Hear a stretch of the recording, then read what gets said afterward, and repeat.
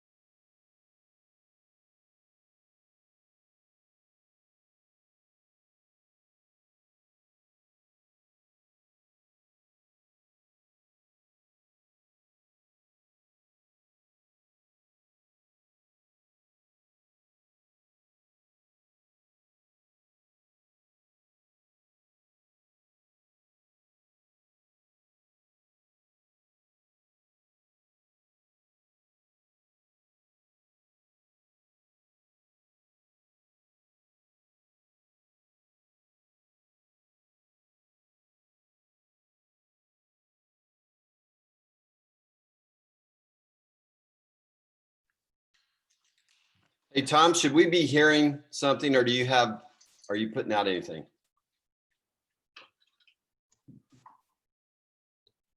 Not yet. He's muted. Okay. Hi, Dave. Hey. Thank you. I mean, I'm not hearing anything from him. And Morris is his group is just staring over here at the screen. Hey, everybody. There's Natasha there. You can, did you know that what's that doll you have that one of your clients gave you, the little bobblehead? Yes. She has a bobblehead doll of herself. Now, what does that mean? Who Now, did? think about that. You know, people collect bobbleheads. The only one she has is the one of herself. Hold it up to the camera. Look at this, everybody. Look at this. Look at the hair. Look at the hair. Show them the side. Turn the side. Okay, look at that. Her client gets her a bobblehead with her yard sign and her rainbow hair. I want one of those. You know, that seems strange. Am I the only one that thinks that's strange? One, Dave. The only one that. Steve Green's at the lake and a golf course behind him in a big lake. He's clearly not in Indiana. There's Zach down there looking dapper. Dave, that's the 18th hole of Pebble Beach. At the 18th at Pebble. Yeah, So right there. you need a meeting to hurry on. They're coming in. 10 o'clock tea time, Yeah, I'll be out there after a little bit. 10 o'clock Pacific time. So that's Yeah. 10 o'clock. We'll be fine. You'll be fine. Yeah. You'll have 15 minutes. You can go, you already dressed for it. You can put your shoes on while Yeah. Mike's still talking.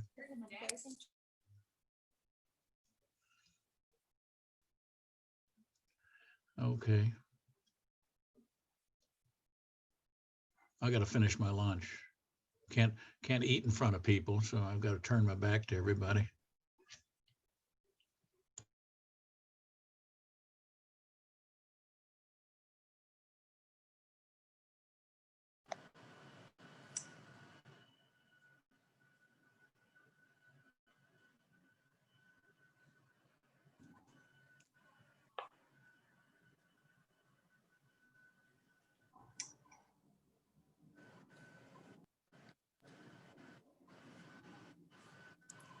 Good morning.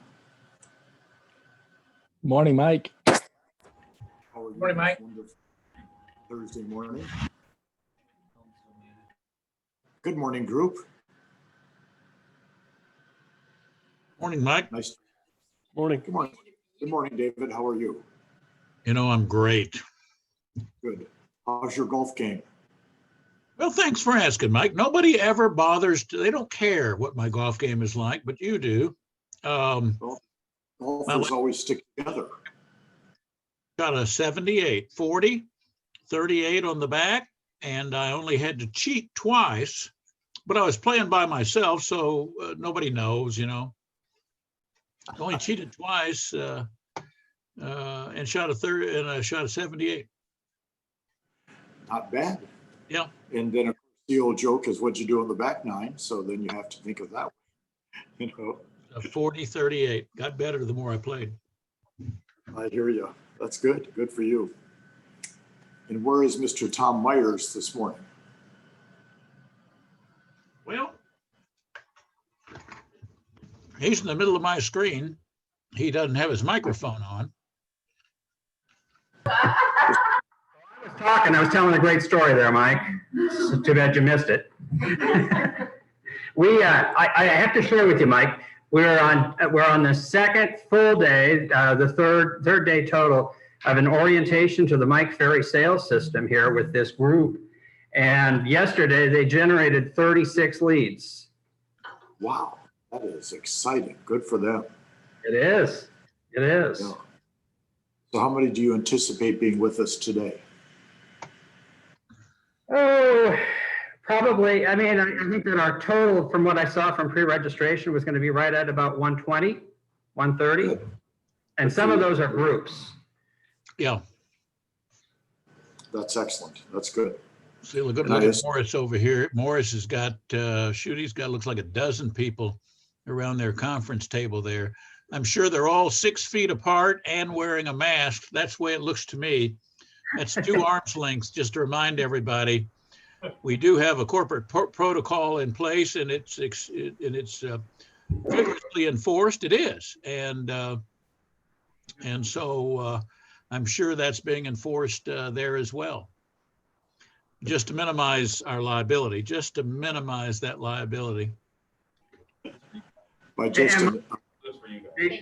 David, you'll be glad to know that we have a Century 21 agent here with us, and we do have her masked up because we have no idea what those people are going to. Yeah, they've been around different kind of people, and yeah.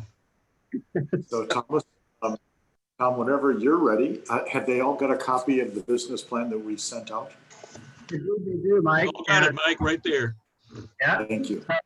Guys, without any further ado, the top real estate coach in the world, okay? How about a round of applause? Show him, he can see you, for Mr. Mike Ferry. Why can I hear him? So I want to start by mentioning I have with me today, Tom, I have a bunch of notes that I wrote, and I'll discuss part of them with the team today. I'll send these to you as soon as we're done. That way, if the people do not want to take notes as we speak, they can have a copy of everything that we should cover regarding business planning. So that way we can hopefully keep their attention for 30 to 40 minutes and then not have to worry about taking a lot of notes.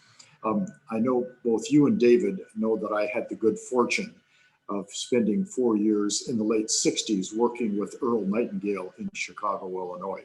And I think probably everybody in this room has heard that name or is familiar with that name. What most people don't know, David and Tom, is that Earl Nightingale actually retired financially independent at age 36. He was a life insurance agent in Chicago and succeeded at a very high level.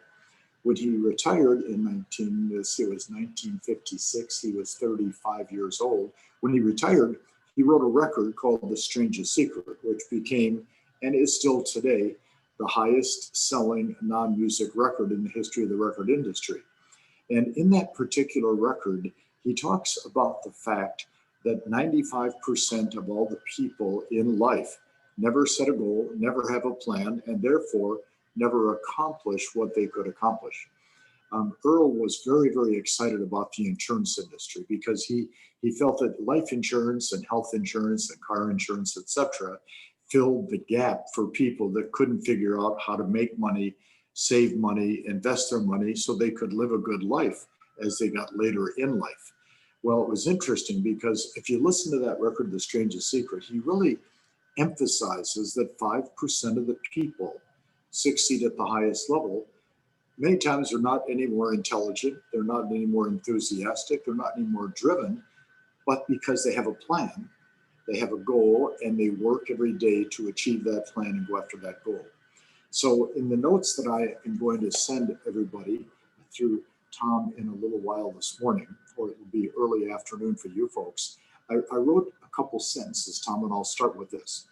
I wrote that a business plan is a roadmap to the goals we've set for the next 12 to 14 months.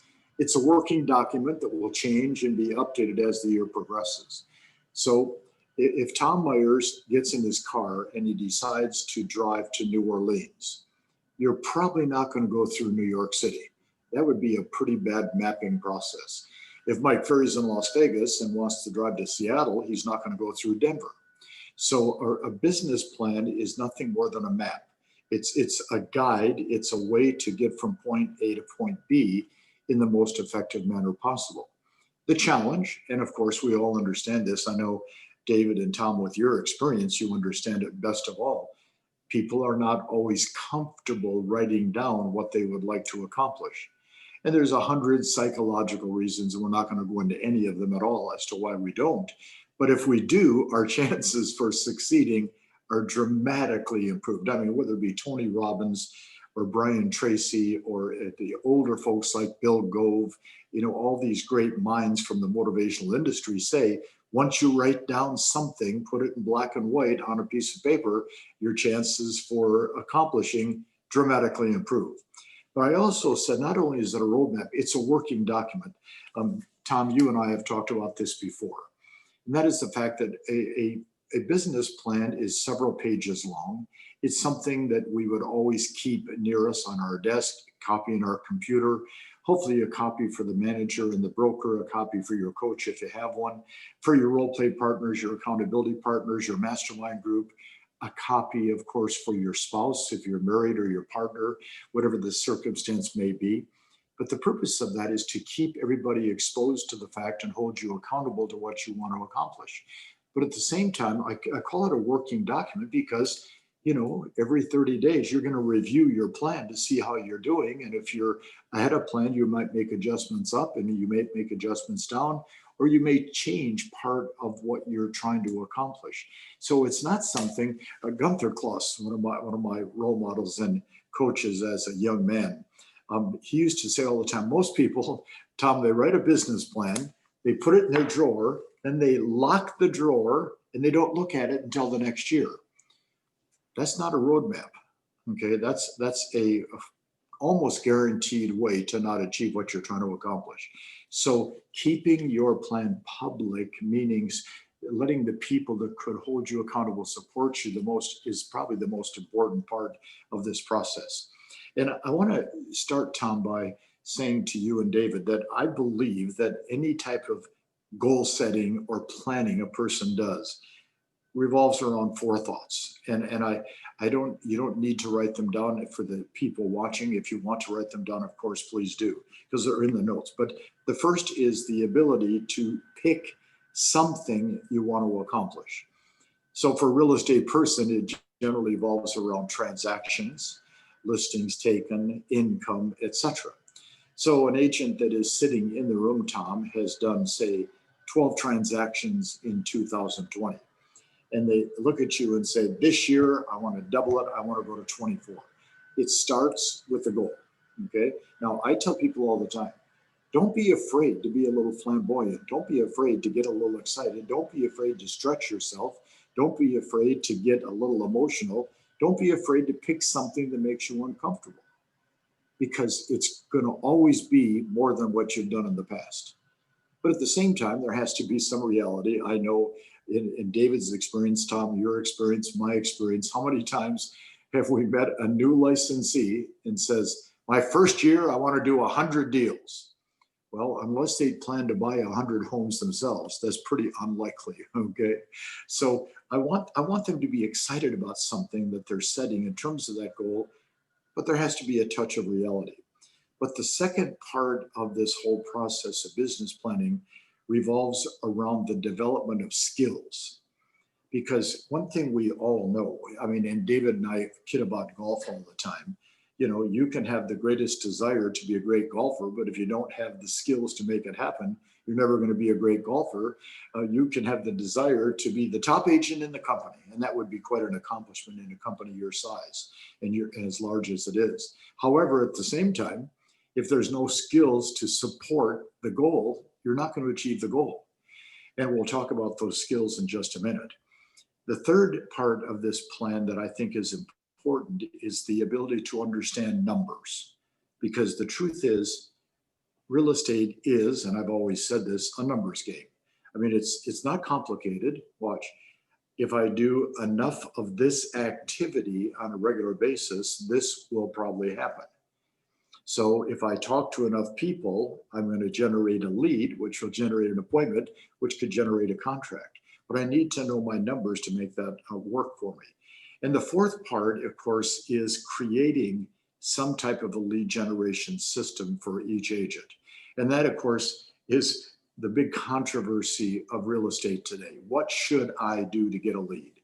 Should I be buying them off the internet from people like Zillow? That's a possibility. Should I be doing a lot of personal branding? That's a possibility.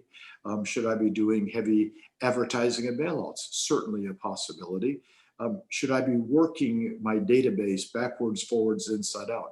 That's a possibility. Should I just be dialing for dollars? Probably not the smartest activity, but it brings results. Should I be calling up for sale by owners and expired listings? We have Vulcan 7 with us today. Should we be talking to them about their lead generation systems?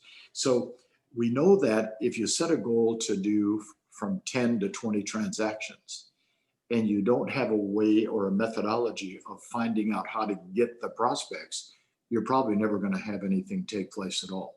So I want to start with the fact that I'm going to ask everybody, just in their minds, they don't have to do this physically, to right now pick a production goal for 2021. What is a number that would get them excited? Maybe make them a little nervous, possibly scare them a little bit, which is okay. Because there's nothing wrong with the heart rate going up a little bit. There's nothing wrong with getting a little nervous about what you're trying to accomplish. And Tom, I know you've heard me say this time and again, if something makes you uncomfortable, it's a great chance to grow. So everybody in your mind, pick a number. And let's say that you pick the number 30, okay? And that's very reasonable. It's something anybody in this company could attain. But then multiply it times your average commission check and see how much that number bothers you. I had dinner with my son, Tom, and his wife last night, and there's a home. I'm at our home in Newport Beach today instead of Las Vegas. And there was a sale that took place over the weekend. And David, you'll get a kick out of this. Single family residence in Newport Beach, 18,700 square feet on a 1 acre lot overlooking the ocean, sold for $61 million. It's the highest priced home ever recorded in Orange County, California. Now, 61 million. We've got several of those listings here in the Midwest. And you said, I think you said, would you say 610,000? We have a lot of $610,000 homes here in the Midwest. They are not 18,000 square feet, but of course. Well, what's interesting about it, David, is that it was 61 million, and what? That in most parts, 61 million, and in most parts of the United States, that's a subdivision, not a house. Okay, so we know that the amount of money an agent can earn is extraordinary, but the efforts you have to put in are also, in many cases, extraordinary. So set a production goal in your mind. Let's say it's 30 deals. Tom, go ahead. Mike, some of our agents at times like to set their production goals based off of sales volume versus actual number of sales. What is your thought, your advice on that? Well, I think it's foolish, and I don't mean to be derogatory or put your people down, because, like David just said, you could list a $650,000 home and you could double end it at say 5.5% and make a big commission check where your average sales price is 130. And then you may not do anything for 3 or 4 months because of the cash flow that you've earned. The only fair way to measure agents' productivity is through the number of closed transactions they have. You can't do it based on gross commission. I've shared this with some of you in the past, and David, you'll get a kick out of this. I did a program for the Prudential in White Plains, New York, several years ago. And it was not the kind of thing I like to do, because instead of a seminar, I was going to do an after dinner, after the awards speech for 40. And that's not Mike Ferry's thing to do. Well, they did the awards before I got up to speak. And when they gave out, they had 400 people and gave out 400 awards, which is kind of a normal real estate company. I think you got an award if you showed up for the awards program. That was an award in itself. Well, the gal that had won the award, and I think the volume was like 45 million that she had done, which is substantial. She wasn't there. And they announced her name and everybody applauded. Nobody stood up. So I leaned over to the fellow in charge. I said, "Where is she?" He goes, "I don't know." Well, the program ended. I did my little talk. We were chatting with the executive team, like David and Tom. And I said, "Anybody know what happened to the top agent?" And her manager said, "Oh, I'm so embarrassed.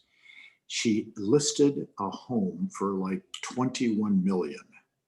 We ran an ad in the paper And the ad, she got a call on that and she showed it and sold it herself, got both sides and got an $800,000 commission. And when it closed, she quit the business.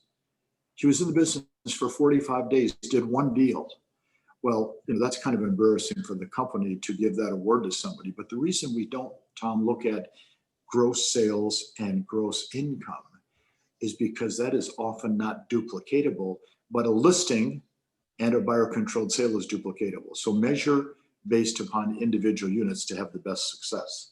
So if we have a goal, we know that it's going to mean X number of dollars to us in terms of money. And my question then, of course, is can you live mentally with that much money? Because a lot of money taken into a person that's not used to making a lot of money can really screw up the psyche a little bit. Now you can learn to live with it. It's a good thing to do, but it's many times very difficult. So first is setting the goal. But the second side of this thing, to me, which is important, is the evaluation of the skills of the agent. And, Tom, you've seen me do this time and again. There's 10 basic skills an agent has to somehow absorb, learn, rinse and repeat. Get those things beat into their heads because those skills are what give you the confidence to do the job. And it's, time management and prospecting and working your database and lead follow-up and pre-qualifying. It's obviously the listing presentation, showing presentation, handling objections, closing, negotiating. Well, if the skills are weak, automatically the chances for attaining the goal are minimal. So what I'm going to ask everybody to do is do a skills test. And in the notes that I'm going to send Tom, I've listed the 10 skills and I've listed a couple questions on each of the skills to trigger some thoughts into your mind as to your ability to do them effectively. So the skills become a very, very important part of this entire plan. I'll give you an example. The first skill is creating an action productive based schedule. That's the first skill. So I have a couple questions I've written down, starting with how good are you at setting a schedule? Second, how good are you at following it? Because most agents can set it, it's the following the schedule that gets in the way. But then at the same time, I ask under this first point of scheduling is what are the common distractions that keep you from following your schedule? If you were to rate yourself on a scale from 1 to 10, 1 being the worst at writing and following a schedule, 10 being the best, how would you rate yourself? I was doing a 4-day workshop in Seattle, Washington a couple of years ago, and I asked the entire audience to do the skills test with me. And I said, on each of these 10 skills, rate yourself from 1 to 10. And then I asked them to share what their scores were and what their total was. Well, if the best you can do is 10 and there's 10 skills, the best you can score is 100. And a lady put up her hand and I said, yes, ma'am. She said, I scored 100. Wow, I've been doing this for 45 years. I've never seen a person score 100 on a skills test. I said, can I ask you this question? She goes, of course. I said, it is September. How many deals have you done so far this year? She goes, 2. I said, now, don't you find there a little conflict in having a perfect record for skills and doing 2 transactions? She made an interesting comment.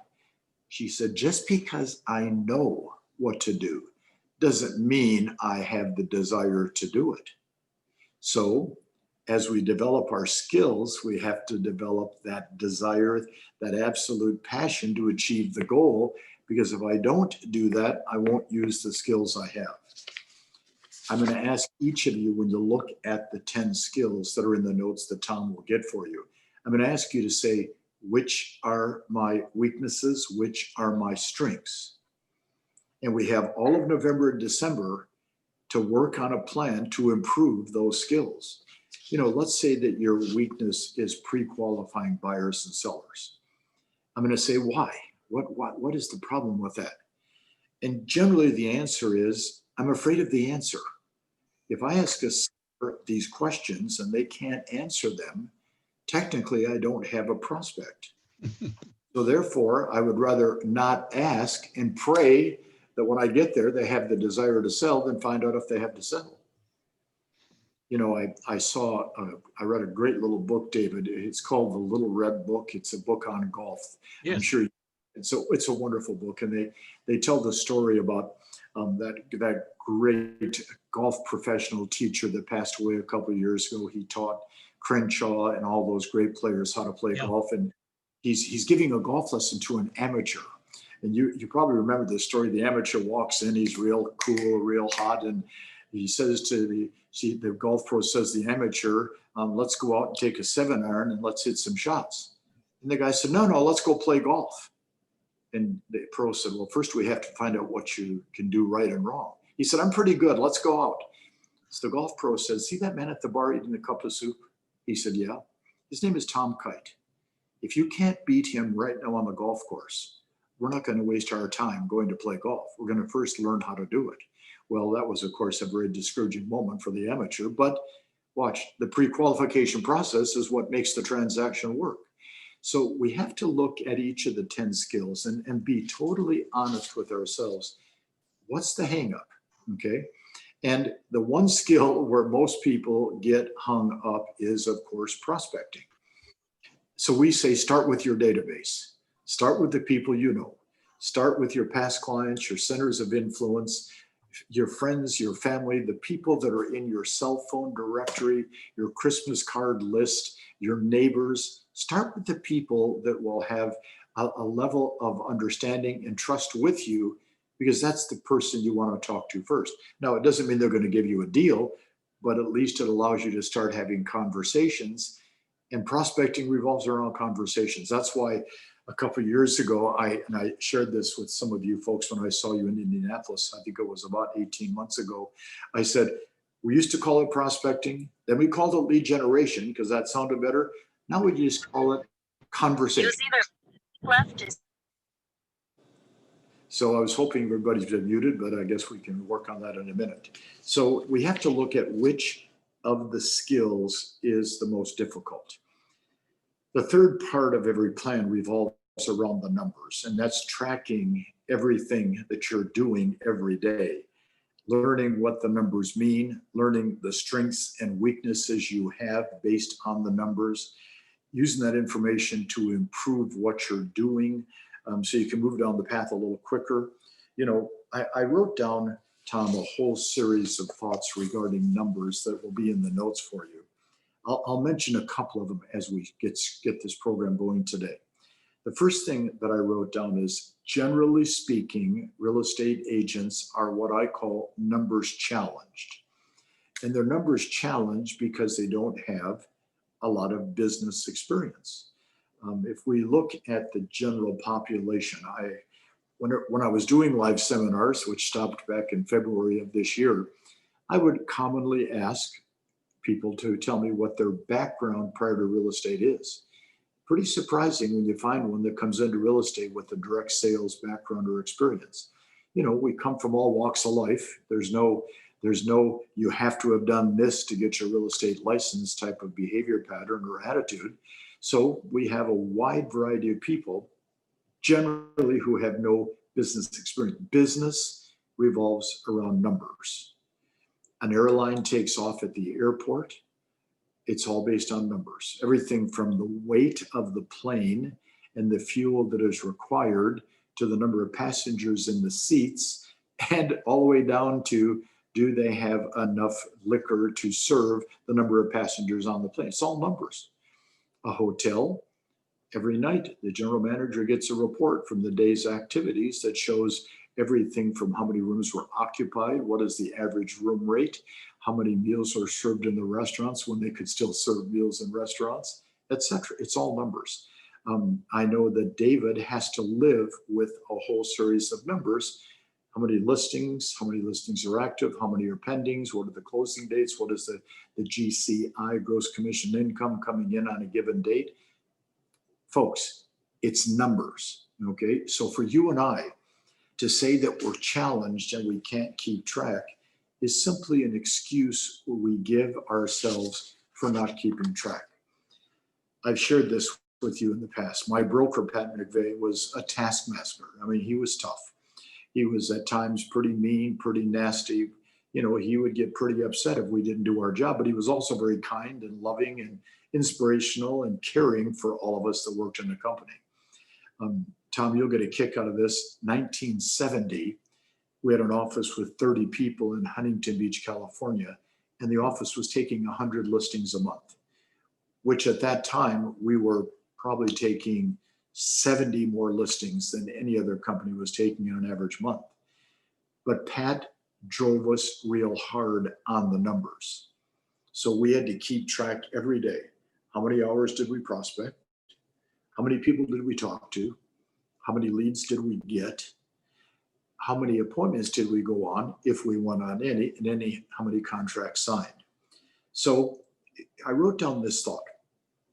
The fastest way to learn who you are as a real estate agent, both your strengths and your weaknesses, your levels of efficiency, and what it will take to succeed, is to track your numbers every day. So I'd like everybody to just take a half a moment and think about why tracking your numbers, excuse me, is such a challenge for you. I know Tom will furnish you a tracking form, and we have those in the company. And all it takes is a piece of paper and a pen or a pencil, but it takes some activity. People say to me all the time, I don't like tracking my numbers because I don't like writing zeros down all day long. Well, a zero can be a motivational factor to get you to go to work, because if you're writing zeros all the time, you're obviously not doing anything. So if I want to find out my strengths, my weaknesses, and my efficiency, I track my numbers. Real estate can be very emotional. It is probably one of the most emotional decisions buyers make. And often it's an emotional decision for a seller to give up the home that they've raised their children, et cetera, in. For real estate people, the emotions can be reduced by studying the numbers that you are performing with. See, your emotional response is often due to the fact you don't know why, lack of skills. You don't know what the numbers are to make it happen. So as a result, we get much more emotional about a transaction. A fellow named Tom Hammond, who owned the largest independent mortgage company in Southern California for many, many years, was a longtime client of mine. And Tom stood up at a meeting one time before he introduced me, and there were 1,000 people in the room. And Tom said, you have to understand, folks, that your emotional response to a buyer and seller is in direct correlation to how many buyer and seller prospects you have. If you have 10 good buyer and seller prospects and one goes someplace else, you're not going to be very emotional. But if you have one prospect and you lose them, it's an emotional moment. Tracking your numbers helps you eliminate some of the emotions that are involved. But tracking your numbers also helps you make the necessary adjustments to your schedule, to your skills, and to your overall plan. So Tom, I've lost you on the screen. I assume you're out there someplace. I can see a little picture of myself, which isn't that impressive to me to see. So when we get these notes to you, as soon as we finish this call, Lori will send them to you. Let's get anybody that wants a copy of all these different thoughts, a copy of all these different thoughts. So I wrote down one more thought that I want everybody to listen to, and then you'll get a copy. Learning and understanding your numbers. The average agent probably did not pre-qualify a seller, so therefore they're frustrated on a listing presentation. They were probably unorganized and weak in their presentation itself, and they probably couldn't handle the objections that they were given. And that means that instead of getting 7 out of 10 contracts signed, they get 2 or 3 out of 7 out of 10 signed. And the emotions and the frustrations of real estate stops them from prospecting. So if you really take a look at what I'm going to send to you, and you read it and you study it and you talk about it among yourselves, you'll see that all I've done so far is really offer common sense. So I think it was Monday morning at 8:30 Pacific Standard Time. I'm on a coaching call with a fellow named Randy Thompson, who is a broker in Southern California. And we were going to discuss having a meeting like this with his salespeople regarding business planning. And Randy said something which really surprised me. He said, Mike, I have your business plan here in front of me. It's 6 pages. I said, yes.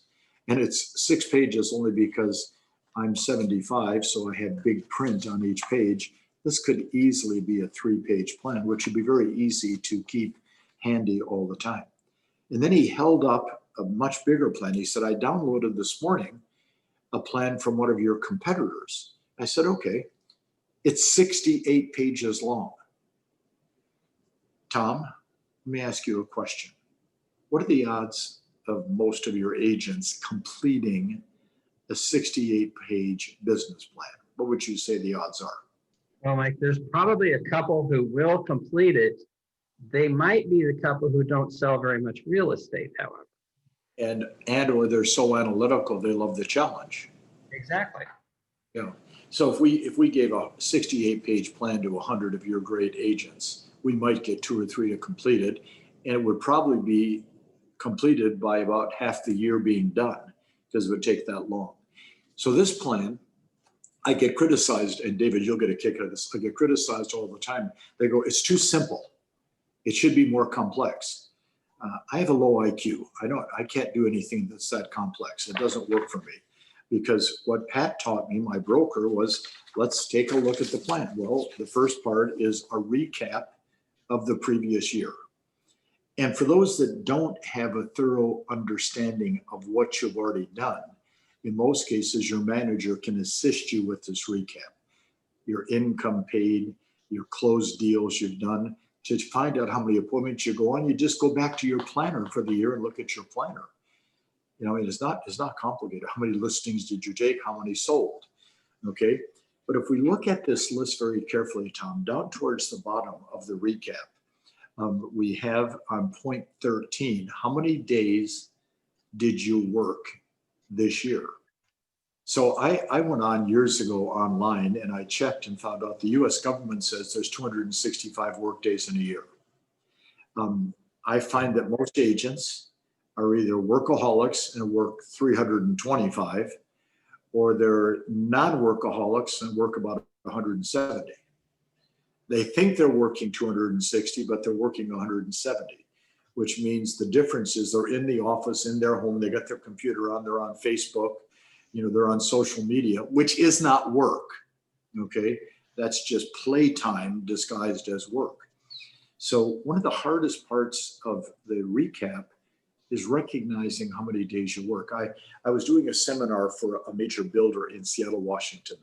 In fact, he owned the Seattle Mariners baseball team. So he was a big time, very wealthy man. And he had heard about me and asked me to come and speak to 100 of his agents that sold all of his new homes that he was building. So he built custom homes. And in my little talk, somebody said, how much should I work each year? I said, well, I've determined most agents work 8 to 8.5 months out of 12.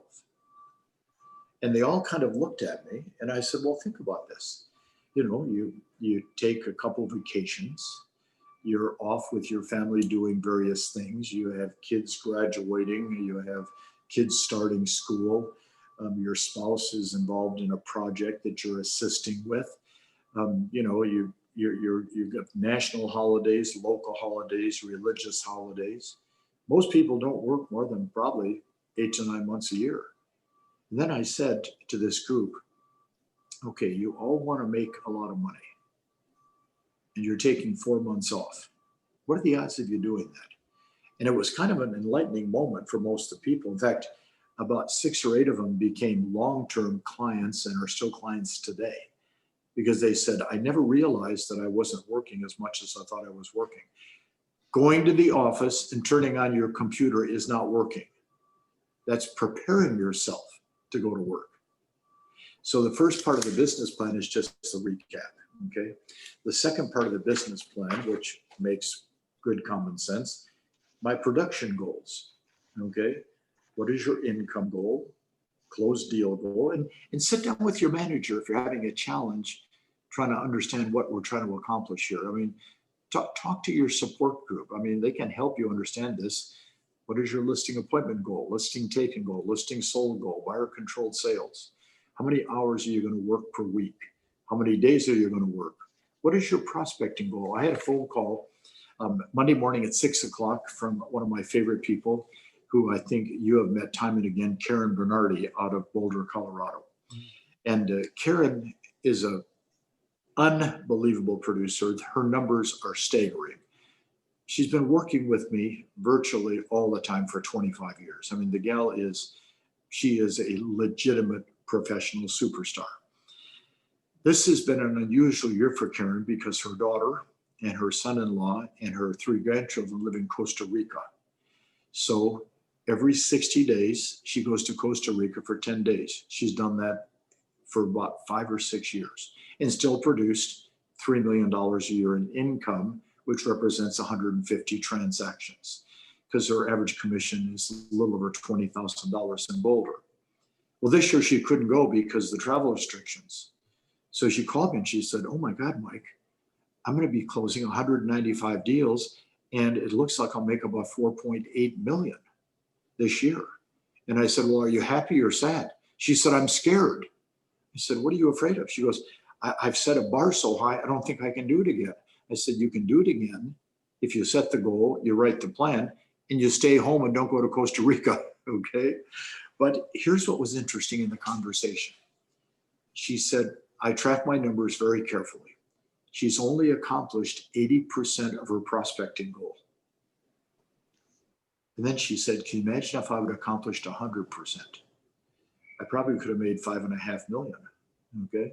Now, David was shaking his head in approval, which I appreciated when I talked about database. 75% of her business comes out of her database.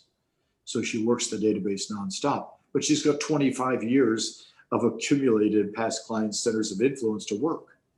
So she talks to 20 of them every day. Lucy Ham, one of the true, legitimate, great agents of all time up in Michigan, north of you folks, 275 deals a year, 30 years in the business, 7,000 names in her database. She talks to 25 people a day from her database, and it provides 275 transactions. And what's interesting, that only provides $1 million in revenue. Well, 275 in Chicago or Los Angeles or Miami Beach or in Boulder provides 5 to 6 million. So don't get afraid, don't get caught up in the gross income somebody else makes, because it doesn't matter what they make, it only matters what you make and how that affects your life in your community. So production goals, you got to set them. Tom, the hard part of this plan is if we jump to part 4, which is the daily schedule. Because if we look at, folks, if we look at the simplicity of real estate, we'll probably have to spend 30, 40 minutes a day on administration, making sure our transactions are flowing. We're working with, I think his name is John Wood, is that correct? The mortgage fellow that you introduced me to? Mike Wood. Mike, that's right, thank you. You're working with Mike's team, you're working with the title company. You want to make sure that your transactions are properly flowing. 30, 45 minutes a day of admin. You're going to spend an hour to 2 hours in prospecting. You're going to spend 30 minutes probably in lead follow-up, okay? You're going to spend 30, 45 minutes in pre-qualifying and preparation for appointments. You're going to spend an hour to an hour and a half between driving and making an appointment and driving back. There's 4 or 5 activities that should be in your schedule. What I'm going to ask, David, is everybody to just take a pencil and start filling in when would you like to do those activities? And start to create a schedule that would lead to the goal that you have. And it's interesting, and I've shared this with a lot of your agents in the past. I was in the office at 7 a.m. every morning. And when I was there, I had an advantage. Nobody else was there, so I pretty much could get my job done. But from 7 to 7:30, I did my admin. 7:30 to 8, I called for appointments to my prospects. 8 to 8:30, I did my role play in practice, stood by myself in the back and chanted my scripts out loud. And then at 8:30 to noon, I prospected. So my schedule was very simple. Folks, prepare to adjust it, prepare to play with it, prepare to change it. But if you have a schedule that is blank, your day's blank. So fill in your schedule 5 days in advance every week for the calendar year 2021, and do it in a practice session for the rest of November and December. The last part of the plan was the part that I used to enjoy doing the most, which is called challenges and solutions. We have to look as individuals at what the challenges are we face, because everybody has different challenges. And I could say you could write down a challenge. I don't like using the scripts that the company wants me to use. Okay, solution. Talk to the management about why the scripts are what they are. Practice and role play. Okay, the Indianapolis Colts are practicing and role playing every day. They have a script. Okay, they have a playbook. It's their script, and they practice it every day. I'm sure some of the players don't like what the coach asks of them, but if they want to play, they got to do what the coach says. And part of that is the practice. Okay. So let's put down maybe a challenge. I'm not good at time management. Create a perfect schedule for one day. Work one day to see if you can accomplish it. Make notes where you're off track, what your distractions are. Okay. Maybe a challenge. Too many distractions in the office. Well, that's something you're allowing to take place. Solution. Discuss the distractions with the people distracting you and ask for their support and help so they don't distract you. I used to keep, David, you'll get a kick out of this. I had the last desk at the back of the office when I was in real estate. So I had easy access to get out to my car. And I had a stop sign made, a square stop sign like you'd see on the highway. And I would set it on my desk, okay, when agents started walking in. Because they'd always walk in and say, hey, how you doing? What's going on? You want to run to Starbucks? I would just point to the sign, which told them to stop. Okay? Because, there it is. That's the old White Ferry stop sign. I haven't seen that for years. That is great.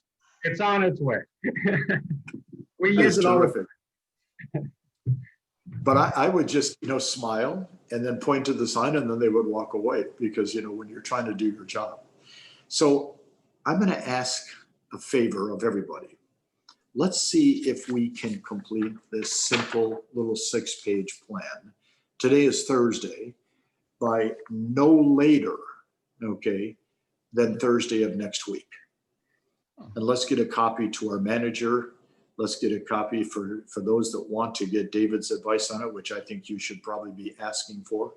I'm sure I know David's probably going to say, I don't want 600 business plans, and I don't want. That's exactly right. David, I one time was doing a big event. Let's do Mike, let's do this. Rather than send them to me, send them to Mike, and he'll give you an evaluation, personal evaluation. Thank you, Mike. That's very generous. Send them to What a great guy we are. I actually did that one time in Florida. I said, if you really want to find out what you're planning, send it to me.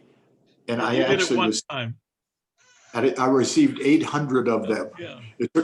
It took me a month to critique them all. But what I want you guys and gals to do is understand it's not set in stone. Okay. The advantage of doing the plan now is it gives you 2 months to get everything working. And that will result in a great November and December. Okay. So Tom, the way this thing is scheduled for me, I am doing one of these per hour for 5 straight hours today. So first, David, thank you. Tom, thank you. To all the managers, we appreciate your support. If anybody has questions, they're welcome to send them to me. My email is mike.ferry@mikeferry.com. If you're looking for ways to get your business moving forward, talk to the people at Vulcan 7. It's a company from Cincinnati, Ohio, not that far from you. They're local. They understand the marketplace. Ren Jones, the founder, is a 35-year client of mine and a great friend. And I think, David, at our last event live, I think you met Ren Jones there. He came to the event itself. So thank you to all of you for being with us today. Tom, I'll turn it over to you and I'll get off this call and just wish everybody a wonderful holiday season, a great finish, and of course, most importantly, a great start. So thank you for today. Thank you, Mike. Thank you. Thank you, guys and gals. Talk to you soon. Bye-bye. So David, You're still with us, right, Ross? I can't hear you, Tom. Okay, are you still with us? Can we- Yeah, I'm here. Okay, so what are your suggestions to our agents at this point with regards to the business plan? How they, what do you believe can happen in between now and the end of the year? And how will that impact the following year? Yeah, Tom, I think the most, and Mike hit on it. Now, first of all, this is a great exercise, and I am such a strong believer in writing down what it is you want to get done. Frankly, just like this, I mean, you might think, well, that's ridiculous. Let me show you something here. And Tom knows this. I write down on this little piece of paper, it's not a form, not a fancy form like this, and I put the date at the top of the piece of paper. I do this the night before I go to bed, every night, 7 days a week. I write down number 1, rise and shine. My father was a Navy, and rise and shine is a term. Actually, Morrissey was a Marine. Rise and shine, 6:30. I go to bed at night knowing that I'm physically going to get up at 6:30. Now, some of you get up earlier, that's okay. Some of you later, that's not really okay. I buy a cup of coffee, Tom, and drink it en route here. And I know exactly what time I'm going to drive into that drive-up window and get that cup of coffee because it's right here. And when I do that, I mark it off. So by the time I get to the office, I've accomplished 2 things. So I'm making things happen today.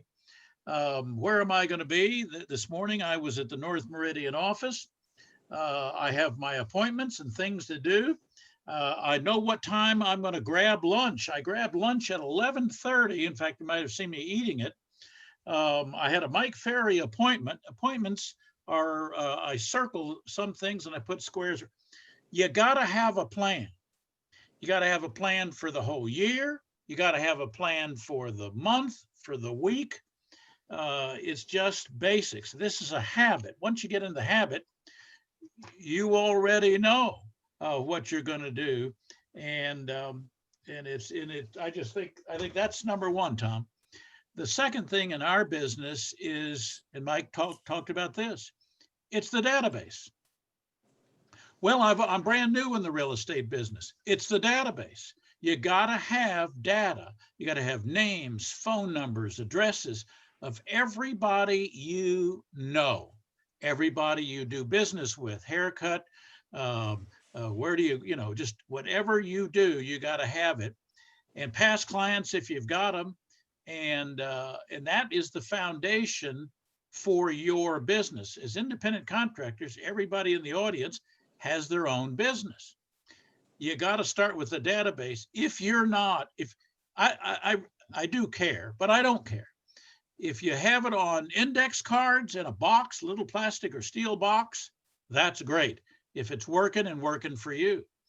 But if you don't, you ought to have it in property base.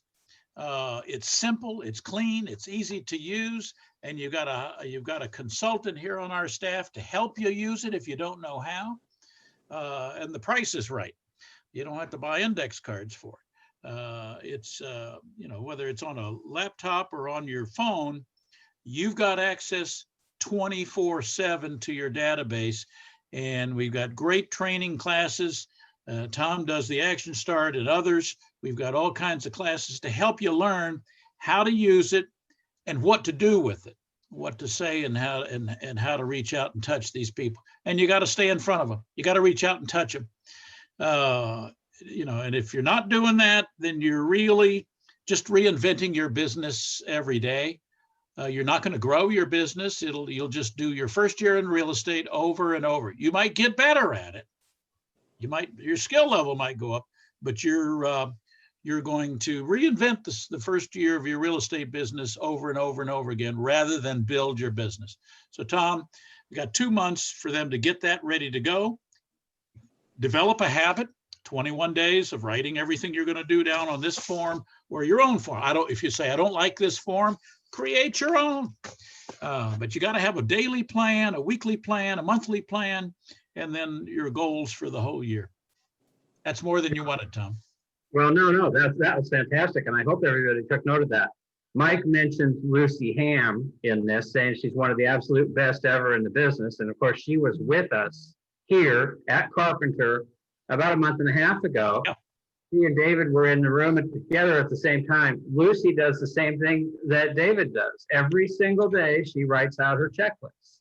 Okay, so people who accomplish things at a high level are writing out a checklist every day, handwritten. Okay. The other thing that I brought up in Action Start, and I do every time, but I brought it up on Tuesday. You know, everybody in this company, David, I'm sure you would agree, is the benefactor of the long, hard work of Tom Prawl. Oh, yeah, And, no question.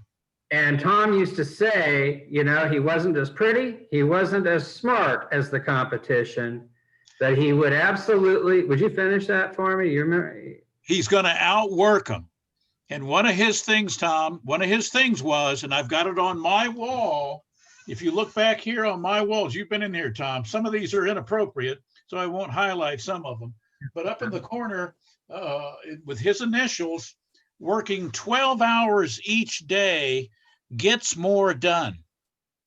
You know, unless you're the smartest, you know, the brightest bulb on the Christmas tree, the prettiest girl at the dance. And most of us just looking at these, you know, there's some very attractive people here, but Tom, that's not you. You're not the smartest guy in the room. You are not the prettiest girl at the dance. But you're not afraid of working 10 and 12 and 14-hour days, you know, longer than everybody. First one on the field, as the best coach is the first one on the field and the last one to leave when the lights are out.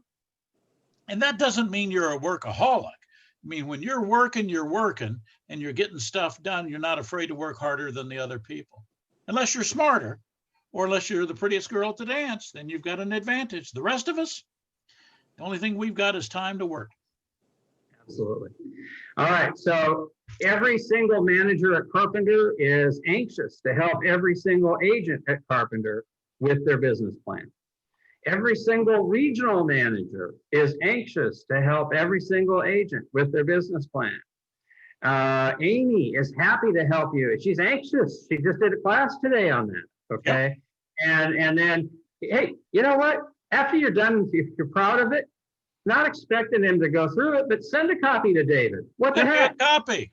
Now be careful. If you send me a copy, I reserve the right, Tom, to put in some suggestions, and I'd use multicolors, and a lot of times it's in red ink. So I'm just saying, don't get your feelings. Don't wear your feelings out on your sleeve here. Kind of like some of those plans I sent you. Yeah, I remember. Okay. Yeah. Okay. All right, guys, you are smart for having been here. We appreciate the fact that you were here. Hopefully you're walking out better than you walked in, right? And David, what's your prediction, not only for the end of this year, how are things going to happen by the end of this year? Tom, it's scary. If the people on this video don't know, we are so lucky. I mean, all of us are so lucky, especially in the COVID-19 pandemic environment, that we live in the Midwest, number one, and that we happen to be in the residential real estate brokerage business today. Because given everything that's happening, our industry is hitting records. Luckily for me, and hopefully for you, I'm with Carpenter, and collectively you, which make up Carpenter, are just outperforming. We are seeing numbers, and it is measured in dollars, but also the numbers, the units are through the ceiling. And the beauty is in our business, Tom, we've seen certainly in the last several years, the average sales price of homes is going up at an unprecedented rate, and we're the benefactors to that. And so lucky us, we're in the Midwest. Lucky us, we're in residential real estate. And I just encourage everyone to get crazy in the next 60 days and take advantage of it. Number that. And then next year, here's what I believe: interest rates aren't going up. I think that Powell and his team are going to hold those interest rates low to stimulate this economy out of COVID-19. That's good for us. Consumer confidence, despite the election, has started rebounding from the crash with COVID. So that's a positive. And here's the most exciting thing in the mix, millennials. Now, whether you like them or hate them, millennials outnumber baby boomers. Many of us are baby boomers. There are more of them than there were of us, and we are the largest generation in the history of the country. Millennials far outnumbered baby boomers, and they are coming out of the basement, their family's basement. They're getting jobs, they're getting married, they're having kids, and they're buying houses. And if you haven't been out and shopped apartments around central Indiana, what these kids, I call them kids, have been paying for an apartment, you can sell them a house today. And so we just got to encourage them to come on in the water. It's fine. And buy a house and buy it through us. So lucky us, Midwest, lucky us, we're in residential real estate, and we're in a boom that'll go on for a number of years. But to get it all, you got to start by getting some of it. So get out there. Right. I guarantee you there's somebody within a 5-mile radius of your office today who's just made the decision to list their house and sell it. They're not going to call you. You need to call them. So get on the phone and find those people. They're out there. All right. Thank you, David. Thank you, everybody. It's a good day. It's a good day at Carpenter. Bye-bye. Thanks, everybody.